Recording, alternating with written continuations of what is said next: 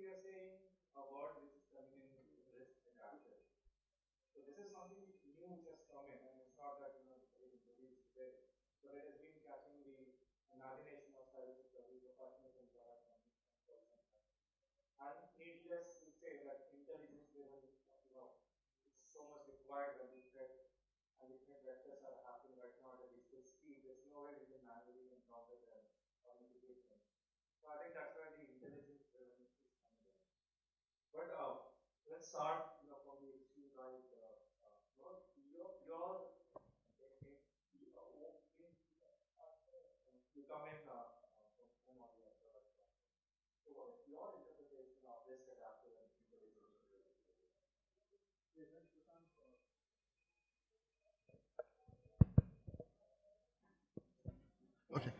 Thanks, Prashant, for the introduction.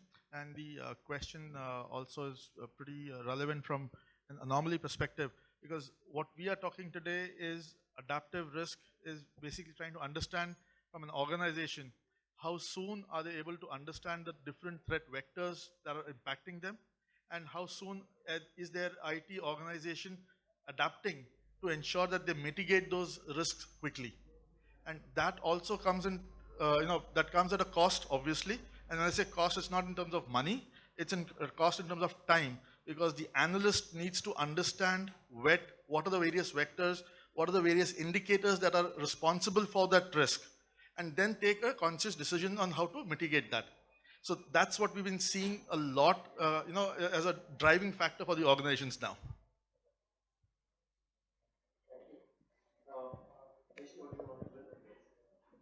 Yeah, so thank you. So adaptive word comes from something that which is ever evolving. So risks are not the same because we are seeing daily new risks. So if you are not adapting to the new risk, that's a big problem. And then we talk about intelligence driven. Intelligence from a cyber security perspective is the foundation. What will you work on? So today, if you start your day, obviously you have transactions to manage. But what is the actionable that you will do? Because if threat actors have changed their TTPs, and if you don't have that threat intel to work on, what really will you work on? So that's very, very critical, and it's a foundation from a security perspective. These threat intels can become really, really expensive as you get into feeds of professional feeds. But I think as we go up the maturity curve from security, you will realize the importance of intelligence in your SOC or security operations. Sure, thanks. Good afternoon, everyone. Prashant, I'll actually start from the other side of our topic. We are talking about proactive detection and response. We are not talking about protection. We are not talking about identification. We are saying detection and response. So that means that we need something which is an ability to align our strategy that Rishi captured and Manoj captured, that to have that data, that intelligence where our detection and response is aligned to the evolving nature of the threat. To me, that is what the topic is all about. How we can use whatever we are looking at, whatever we are gathering in humongous volume to have right intelligence to detect and respond to threats evolving in our environment.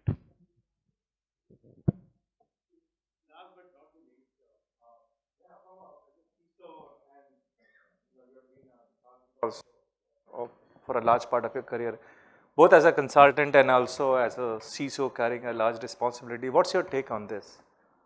Good afternoon, everyone. So I'll add on to what my co-panelist just said about the adaptive part of it. The way in the last 2 years, with the COVID coming in, the way our attack surface changed. So the nuances of threat intel and prediction and detection are no longer sufficient. We need to get an element of forecasting where we are able to predict. We are able to run analytics to forecast something, because if you look at it, the number of zero-day attacks has increased in a disproportionate manner. So to address certain things, the predictive part of it, the intelligence part of it, and the forecasting and helping in forecasting, I think threat intel plays a major role in getting the ability to be adaptive. Yeah, thank you. And good. And I'll come to the audience after the second question. We won't wait till the end. I think we can keep it very interactive. So if you look at it, the traditional thought process, I would say like 10 years, maybe 12 years back, in the world of firewall and antivirus, the thought process was that we will respond when a breach happens. And the other tenet or the underlying principle of the firewall and antivirus world was that there will always be a fix or a remediation available to take care of the breach. But 2023 or 2022 and 23 about to come in, when what has changed so much that we have to, let's say, kind of totally pivot to proactive detection and response? What has changed in a very drastic sense, if I look at it, nothing has changed actually. It's just the same. The actors who are working on it, they are changing the techniques and tactics on a regular basis. Earlier on, we used to think, okay, there is an antivirus, there's a virus, which needs an antivirus, and it's fixed. Now the same virus has got multiple variants coming in day after day, which needs a different approach to tackle.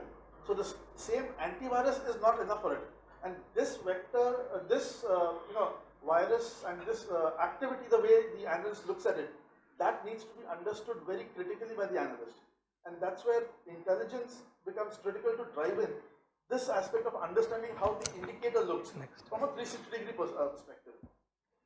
Yeah, understand. So I think you said nothing has changed, but again, you're saying lot has changed. Rajesh, what's your take on that? No, I completely agree. To start with, on the lighter note, it seems Manoj was talking more like on the COVID daily new variant coming in, and you basically struggling on that piece, which actually gives a very fair perspective how reactive we are on that response. In our professional journey, in our personal journey, especially on the finance side, on some of the data that we own for whether our own or the organizations, we don't want to be that reactive. What has changed for me, Prashant, is the advisory. The advisory is actually using all means available. The technology is evolving, and they have hands-on to that much ahead of what we actually are doing. So we are reacting to all of that in very reactive manner to all those technology that they are looking at. So what we need is adapt, start looking at to become more proactive, to become more take actions and look at the data much more intelligently as they are taking actions on. Yeah. So and Neha, if we go a little deeper, peeling the onion a little. I mean, if we have to pivot to, and I know all of you are pivoting in some way or the other to proactive detection and response using a lot of AIs, MLs, I think some of you are writing your own MLs, algos, some of you are using it from the products which you are buying. So from a practitioner's perspective, what does this mean like in terms of your cyber strategy and also in terms of your day-to-day operations?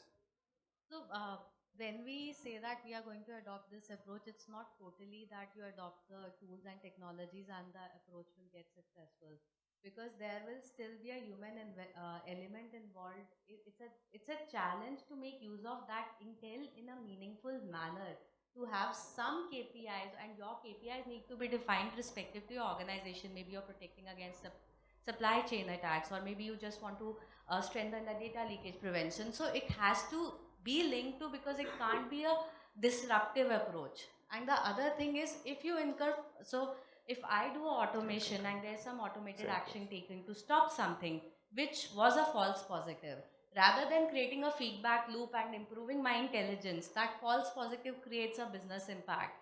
So the acceptability and the reduction of false positives and the dependency still on human intelligence, I think those are, from a practitioner's perspective, some things which need careful consideration when you go for implementation. Yeah, Rajesh, your views. So a lot has changed, I would say. So it is like no longer a signature-based thing. We are looking at behavior now, and the problem is that adversaries are using legit tools to enter into your system. So they are no longer planting a virus, then waiting for something to happen. So they'll come into your network, use PowerShell, use some of the legit tools which your system admins are using, which are hard to detect. So the only answer is to that is AI/ML. So if you're not using AI to detect those anomalies which are behavior based, the battle is lost. From a firewall perspective, we have to move away from a static firewall, which was yes and no, zeros and ones, to deep inspection of packets. So if you're not doing deep inspection, then you are in trouble. Why the environment has changed? Because the stakes are really high. Because initially script kiddies entered into this space with some fun. Now we are talking about nation states, we are talking about highly motivated adversaries, we are talking about ransomware per incident going to $8 million. So when the stakes are high, skills become high, motivation becomes high, and that's the reason prevention and detection has to be high. Yeah, so I would like to add on to Rishi's point, like AIMS is much closer home and much recent. So if we were to think of an element, much has changed in terms of the focus on critical infrastructure.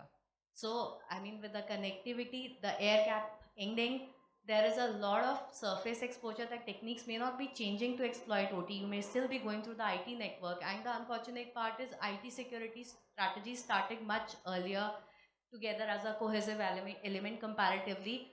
OT cybersecurity strategies were not thought through initially as a cohesive element, and also there are challenges for certain kind of infrastructure components to meet your OT cybersecurity environments. It's not a straightforward tool deployment on the OT side of things. So I think that element adversaries are quite aware of, and at times they don't even need complicated TTPs to get through to your OT.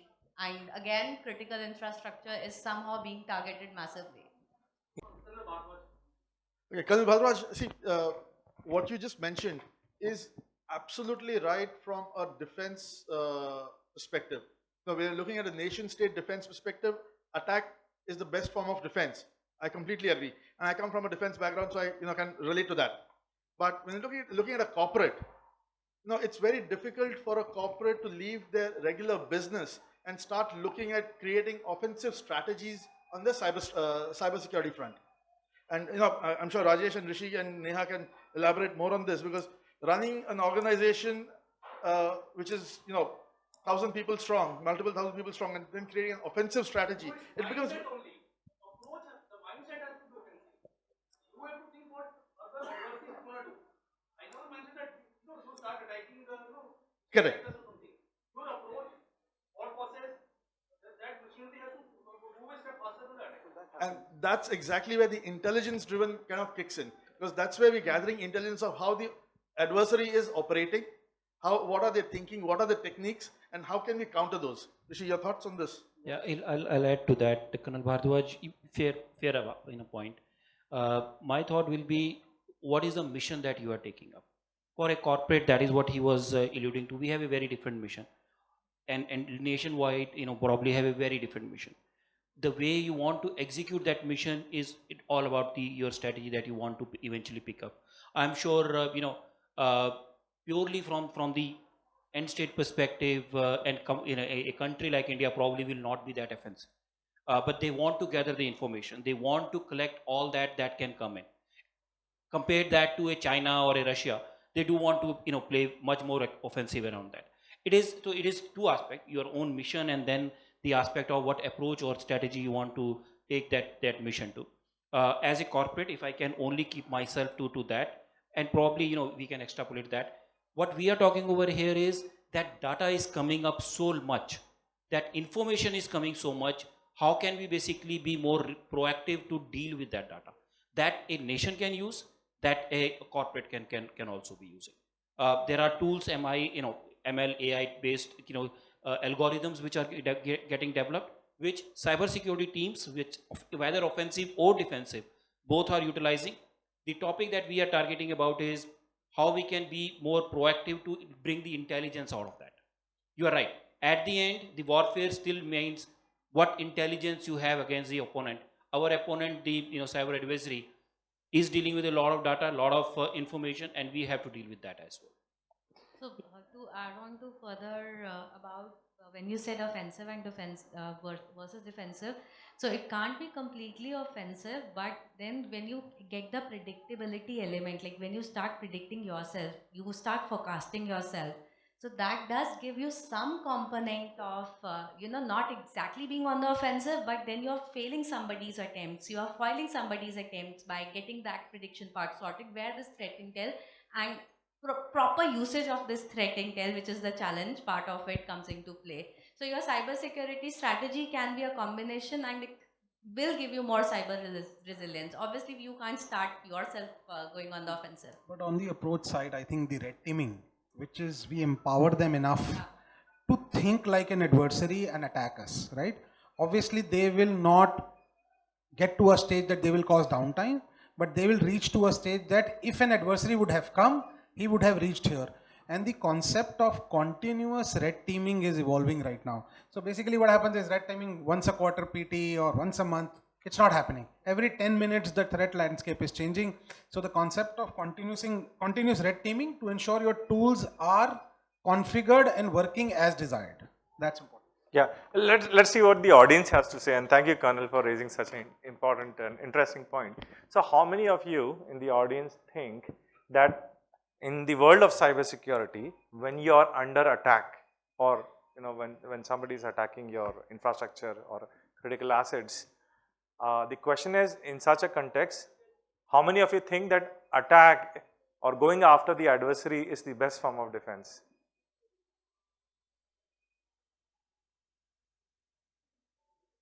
Nobody?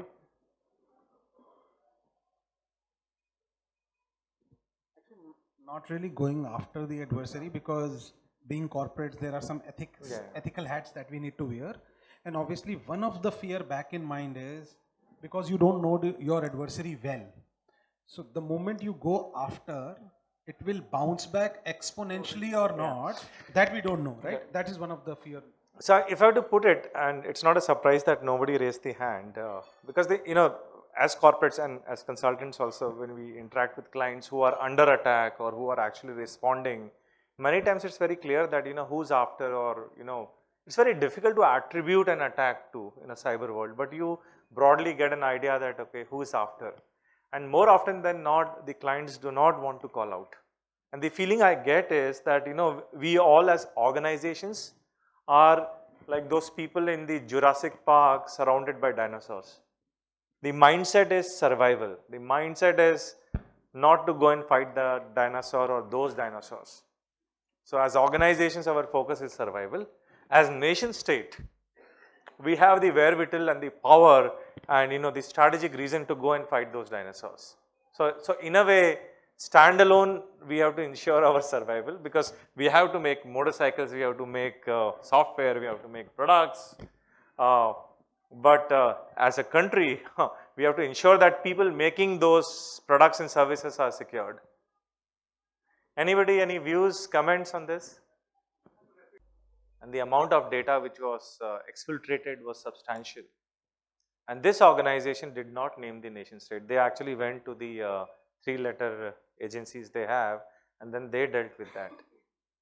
So coming back, we can start with Manoj in terms of proactive detection and response. So when you are under attack, what would you recommend as the response strategy?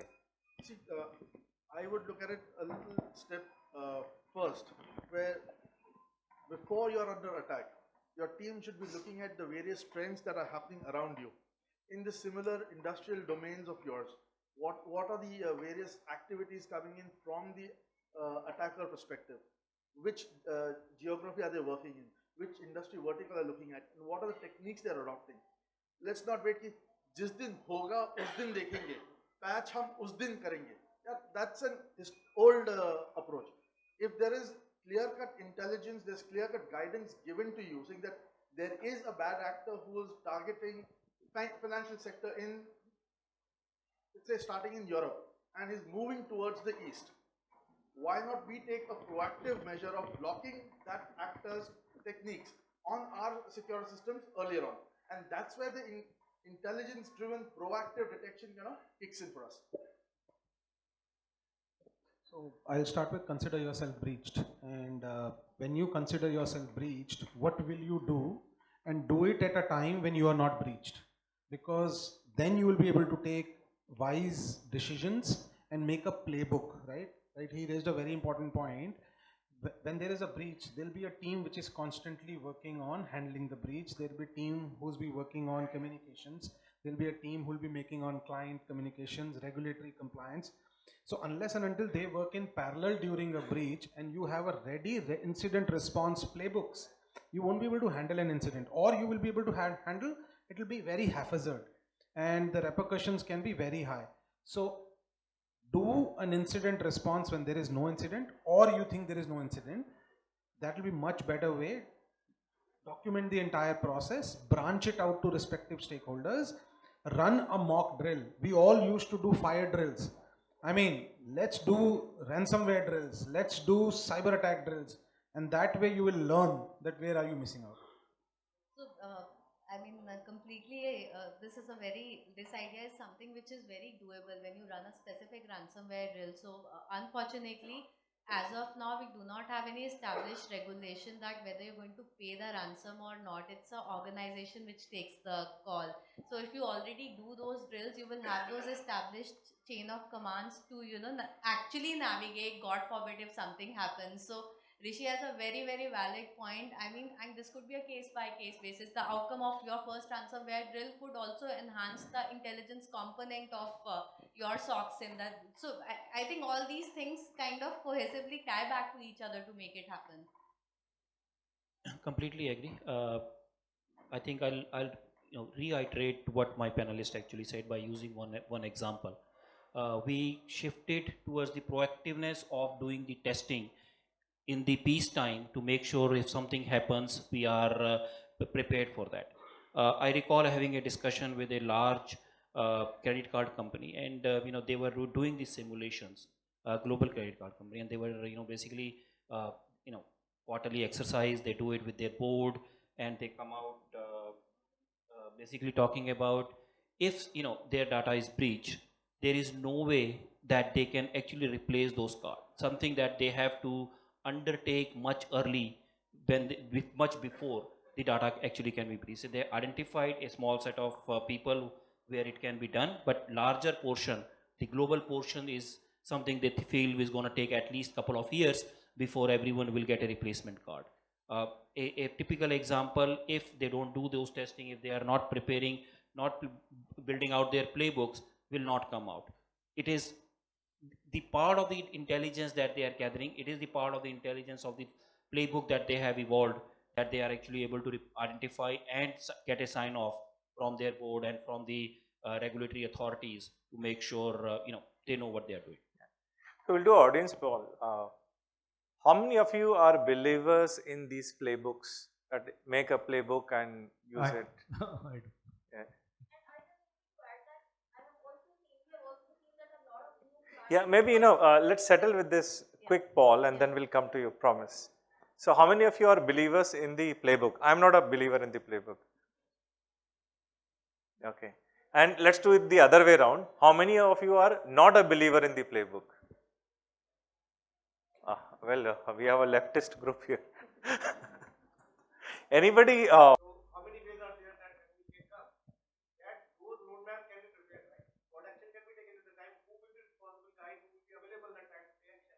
Exactly. So one of the things that I'll say with respect to the playbooks, uh, I always have the dilemma about having a document to follow up on. To me, there needs to be a document. There needs to be a red button which we can press when something happens. But that red button probably needs to be looked at every day. That red button needs to be looked at whether all those steps looking at the data and intelligence is coming up on a regular basis, and can those people, even as simple as people you want to reach out to, the gentleman just mentioned about that, whether their contact numbers are real. In today's world with attrition, people move out, and you're struggling if you are not even looking at that aspect. It has nothing to do with your cyber intelligence. It is purely to do with execution of some of that part, but that has to be done on pretty much on a daily basis, if not real time. So, Rajesh, would it be right to say that you need to have a SOP of things to do when you're attacked and SOP of things to do when you're under standard operating? Oh, absolutely. And also the SOP for looking at those SOPs. Correct. As well. So again, I'm reiterating what they've all said. It's like you need to have some structure in place so that you don't start thinking what needs to be done in the midst of a crisis situation. And you kind of, it can be a thing where when you run the drills, you improvise your run book. Having said that, there has to be a dynamic component also. The structure will give you some help in terms of steering yourself through a crisis situation. And obviously, there will be some dynamic decisions. You cannot predict everything. That's why we're talking so much of threat intel. Everything is not predictable. Whatever we do, 100% prediction is not possible. Absolutely. And I mean, there's a term, so I would have dealt with, because of some prior role, I would have dealt with more than 65 to 70 large scale crises, including one case where there was a client which lost 100 plus crore rupees. If I tell you the exact number, you'll figure out the client. So they lost more than 100 crore rupees, and they had a playbook, and they said, open up the playbook, right? They said, call a consultant, right? Call a threat response guy, call this, that. They said, get in a lawyer. They got the best lawyer in India. And then the lawyer had to go and register the complaint. Sorry, the first step of the playbook was call a consultant. No. I'm just, well, we wrote the playbook. So basically they followed the playbook to the T, right? And then one thing was file a complaint. So, they drafted the complaint, and it was a struggle registering a complaint for 100 crore cyber breach in Mumbai. So that happens in that Sunny Deol movies, right? From this station to that station to that station, ultimately C4 took the complaint, if you want to keep that in mind. Then the second problem was, so many law enforcement and other agencies, they wanted to lay the hands first on the server or forensic evidence. Second problem, right? The third one is, by the time all that came in, people had tried to reboot the server like so many times, all the memory, flash memory, everything was like, and we're like, what are you doing? The next one was, everybody was focusing on the cyber incident, but actually there was 100 crore which was lost. So then some of us said that, what, if your system is not working, who's your nostro? They said, okay, XYZ bank is the nostro. So we called the nostro and we said, give us the routing table for Swift, and then we started chasing the money back. Then the worst moment was, and that's when everybody ran from that office, was cops came in. And cops came in, that 100 crore is gone. And the starting point of an investigation is that everybody is a suspect. No CEO, no CISO, no cyber, no consultant in a black coat is trained to be a suspect in a cyber incident. And we reasoned with the cops and they said, what, jolly well 5 of you could have connived and you could have thrown this 100 crore out, and you are telling me cyber incident. They said, we will have to look at everything and we want to interview everybody. And that's when, tears came out. And that's when I stepped out for a tea. So, and that was the moment of my reckoning that, you know, to your point, Neha, that you need a playbook to start with, but then you need to have that ability to dynamically deal with the evolving situation. Yeah. And then eventually it has to embed into a muscle memory. And now when I speak to those people again, I think they lost money, etc. But now they're so confident that, you know, they said our best cyber drill was, you know, when that breach happened. But they should have created a playbook after that. So that's Yeah. so next 50 crores, they would have been much. So Risha, again coming back to that point of having drills, you know, drills to the, I mean, as I said, you can't do a step by step of everything, but that structure which you evolve during the response.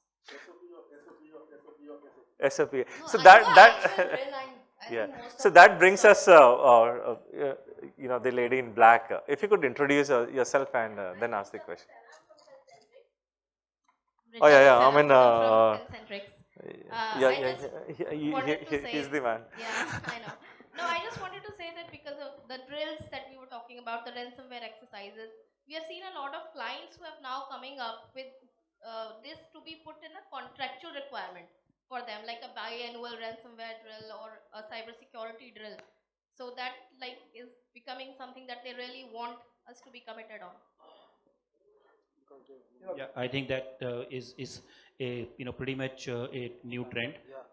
The other part, I'm just extending that, is also clients are now starting to ask about the supply chain to be included.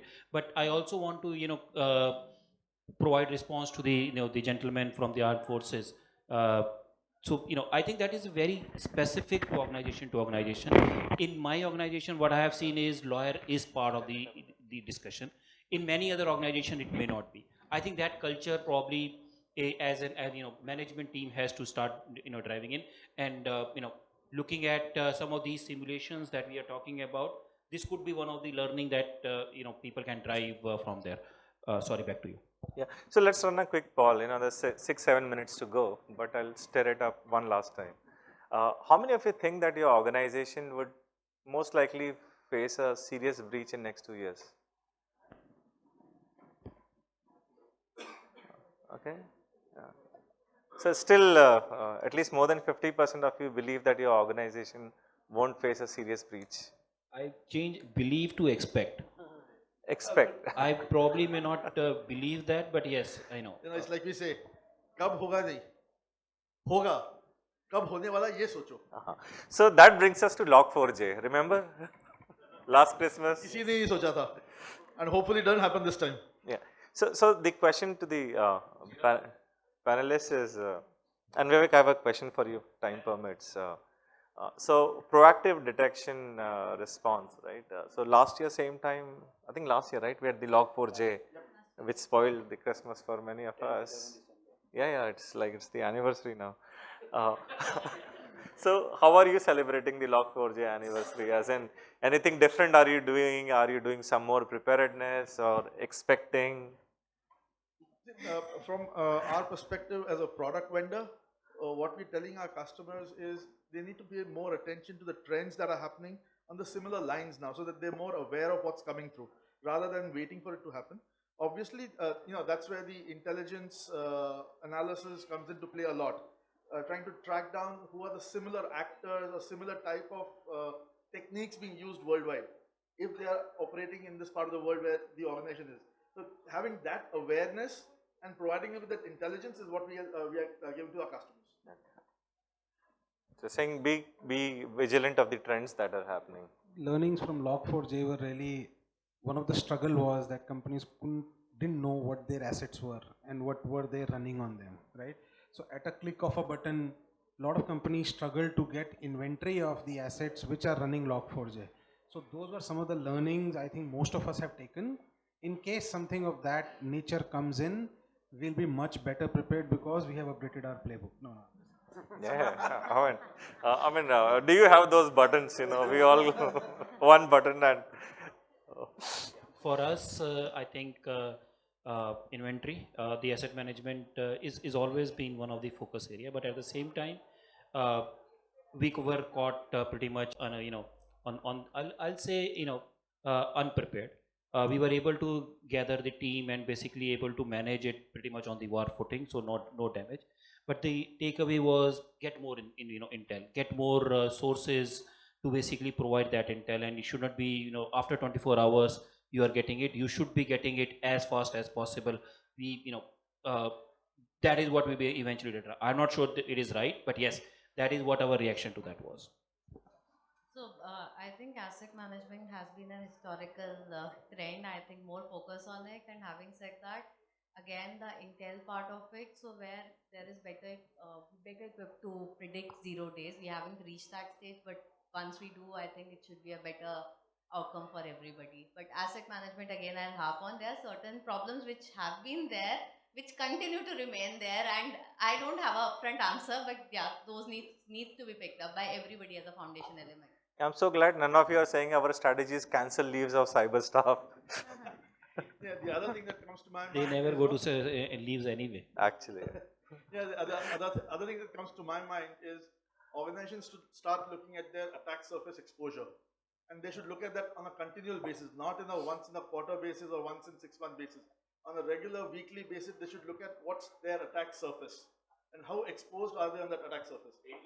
You can get one survey. 90% of people, they voted that daily you have to. Correct.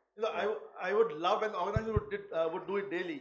But my question back to them would be, what are the remedial measures are they taking after the first report is run, before they run the second report? Yeah. Is there an incremental difference? If there's no incremental difference, that exercise is just a check in the box. So there's got to be activity done before you run a second exposure report. And that is something that the organization should look very, very seriously as a proactive defense mechanism. So Vivek, I have a question for you. Maybe if you could introduce, because that will give the context. So what we are seeing, and there's a difference between global and in India. In global, there are organized cyber war games where all industry participants, they come in and they play the war game. Like Log4j, there was no need for you and you and you and me and you to fight it out separately, right? So that's the difference. There they have Star 7 and so many other, let's say they call it street-wide exercises. In India, we don't. I think you're trying to do something as NASSCOM, DSCI. Right.